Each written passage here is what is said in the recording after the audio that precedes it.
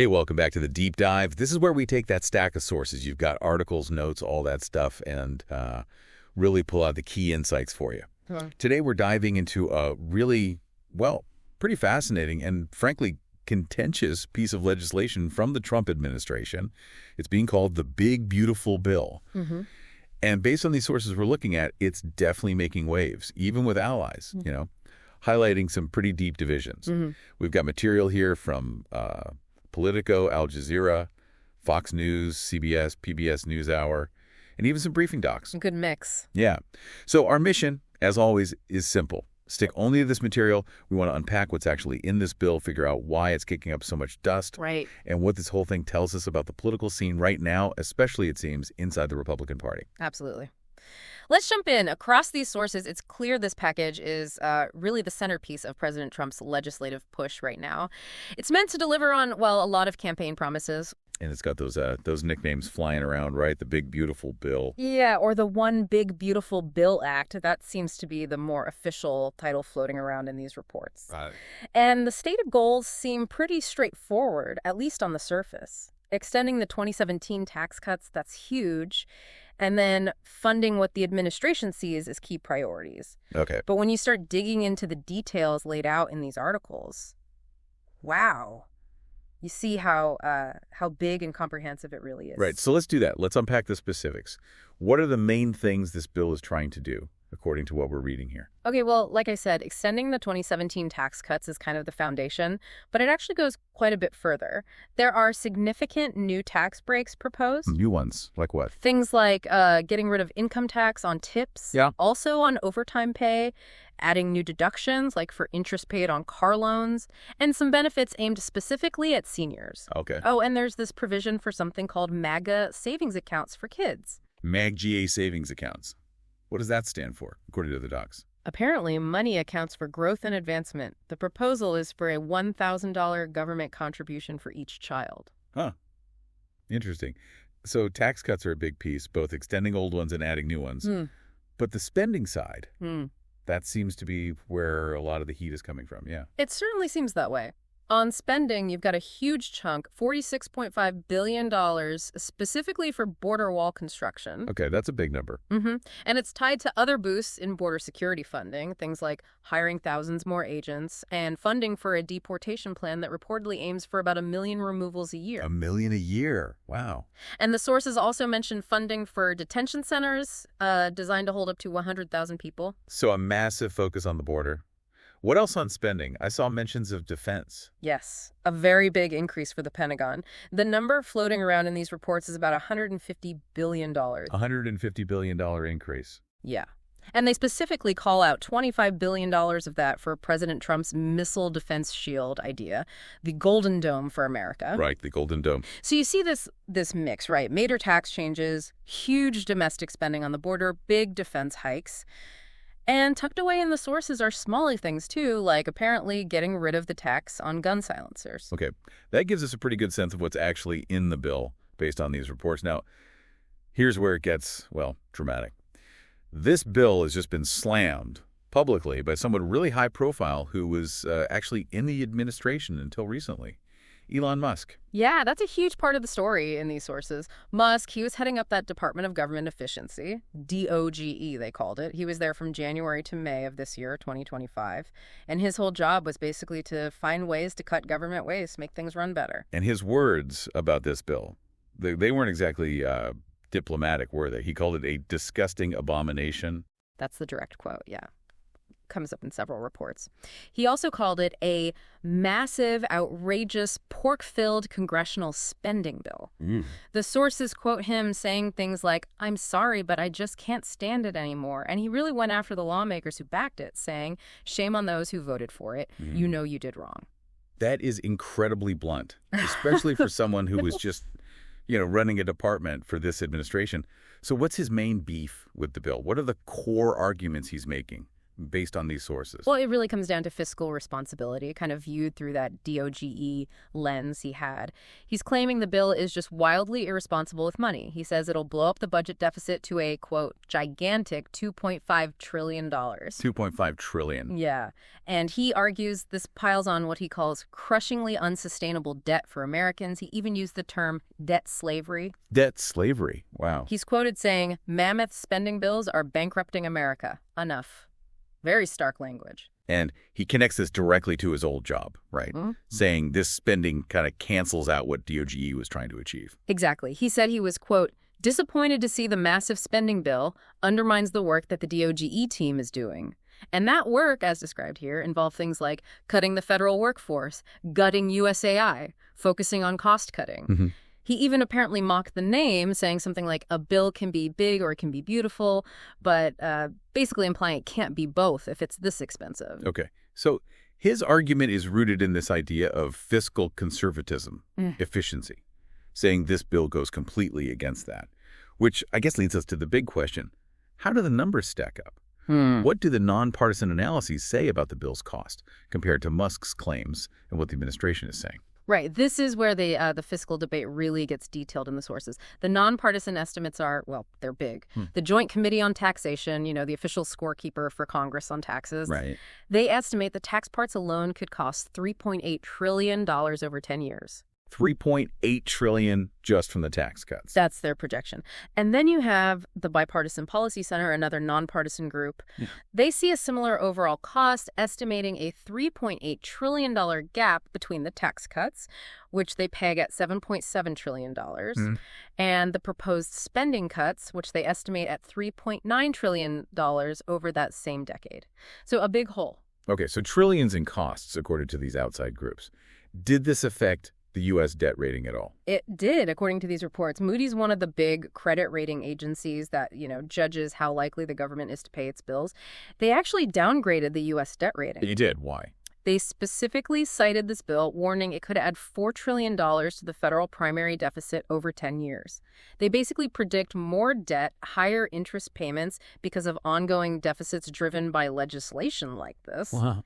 And you see quotes in here from people like Maya McGuinness at the Committee for a Responsible Federal Budget saying things like, it's time for policymakers to hit pause. Right. And this whole debate, deficit, debt, it always bumps up against the debt ceiling issue, doesn't it? Always. The sources state the current federal debt is sitting at $36.2 trillion. And this bill reportedly includes a measure to raise that ceiling by another $4 trillion. So the bill itself raises the limit needed to accommodate its own potential costs. It seems that way. Yeah.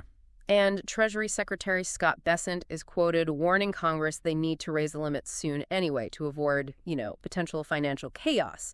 The bill passing just makes that more urgent, it implies. Okay, so you've got these nonpartisan groups projecting trillions in costs, a credit downgrade, warnings about the debt ceiling.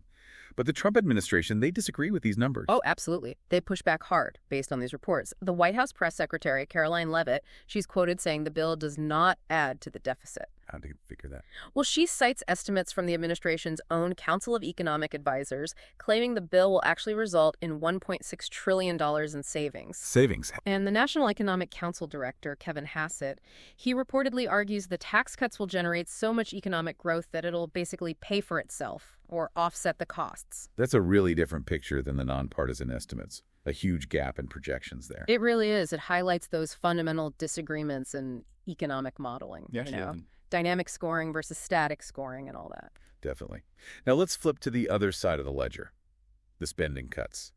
These sources mention some pretty big reductions in social safety net programs. They do. The Congressional Budget Office, the CBO, the other main nonpartisan number cruncher for Congress, they estimate some hefty cuts. Around $698 billion reduction in Medicaid subsidies over 10 years, and about $267 billion less funding for SNAP, which most people know as food stamps. Almost $700 billion from Medicaid, Yeah. over $250 billion from SNAP. Those aren't small changes. What did the proposed changes actually involve for people on those programs? For Medicaid, the sources say the bill brings in new community engagement requirements. meaning requiring 80 hours a month of work or school or community service for certain adults, able-bodied adults without dependents, is the group usually mentioned. It also apparently requires people to prove they're still eligible twice a year instead of just once. Okay. And for SNAP, the food stamp program? For SNAP, the work requirements would get expanded pretty significantly. They'd apply to people up to age 64, and parents would only be exempt if they have a really young child under age 7. Currently, the exemptions are broader. So tougher work requirements for both programs. What kind of concerns are being raised about these specific changes in the sources you looked at? What stands out?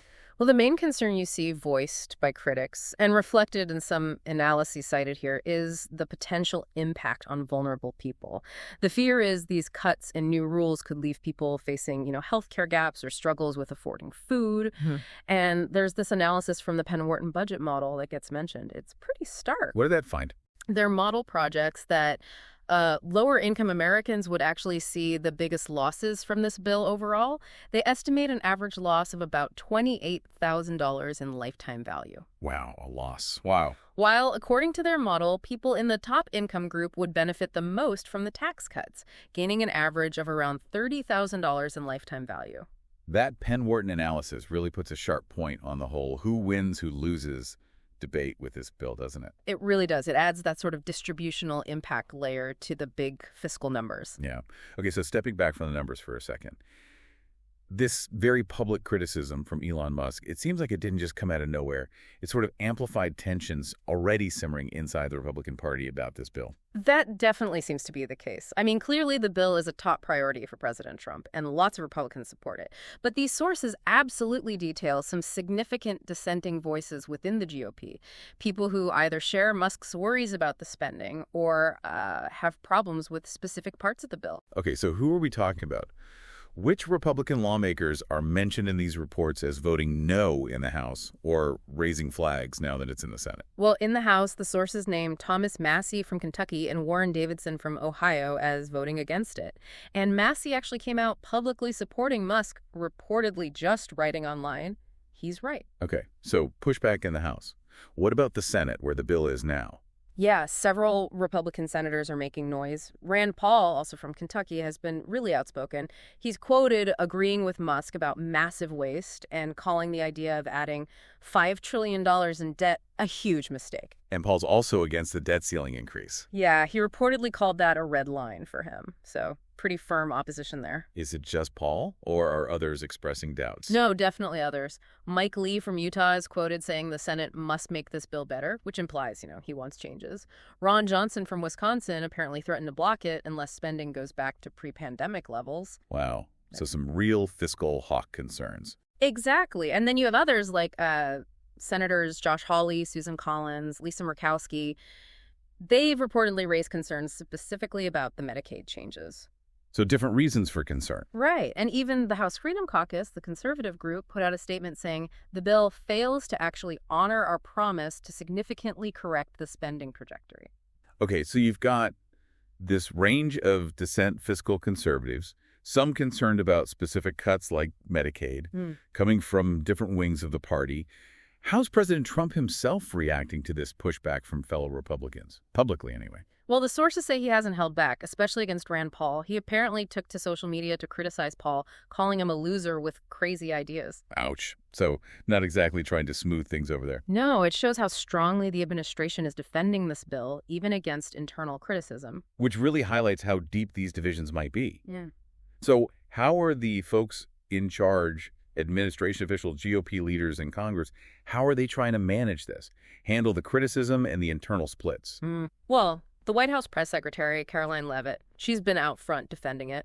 She said Trump already knew Musk's views, and it doesn't change his mind. She keeps calling it one big, beautiful bill. And she's also reportedly fired back at some of the Republican senators who are opposing it. Okay. What about the Speaker of the House? He got the bill passed over there, narrowly. Right. House Speaker Mike Johnson reportedly said Musk's criticism was very disappointing and also very surprising, especially since they'd apparently talked about it. And in the Senate, where the real action is now, what's the leadership saying? Senate Majority Leader John Thune, he acknowledged the difference of opinion with Musk. He said he hoped Musk would reconsider. Thune also tried to sort of differentiate Musk's focus at DOGE, saying that was more about discretionary spending, while this bill involves mandatory spending, too. Trying to compartmentalize it a bit. Kind of. He also floated the idea of maybe doing a separate rescissions bill later to enact some of the savings DOGE found. Interesting. But the bottom line from Thune? The bottom line was clear. They need to pass this bill. He's quoted saying, "Failure's not an option." Okay.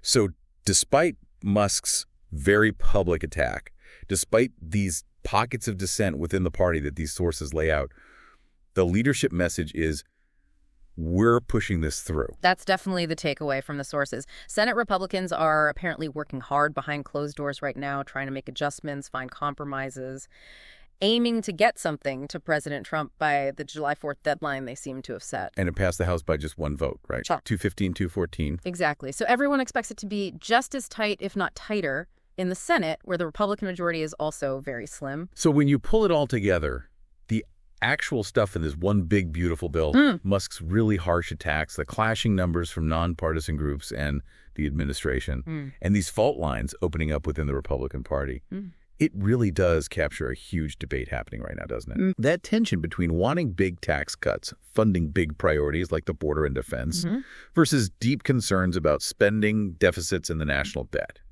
And it took a high-profile figure like Musk, an insider-turned-critic, to really blow it up into public view like this. It's really fascinating, isn't it, how these big abstract debates about debt and spending always come down to very specific policy choices about, who gets a tax break and who faces changes to programs they rely on. Right. And the fact that this internal debate within the Republican Party is playing out so intensely, so publicly right now, as we see in these sources, it really makes you think, doesn't it? What does the sheer intensity of this particular fight suggest about the tough choices ahead, about the future direction of fiscal policy, not just for the GOP, but maybe for the whole country?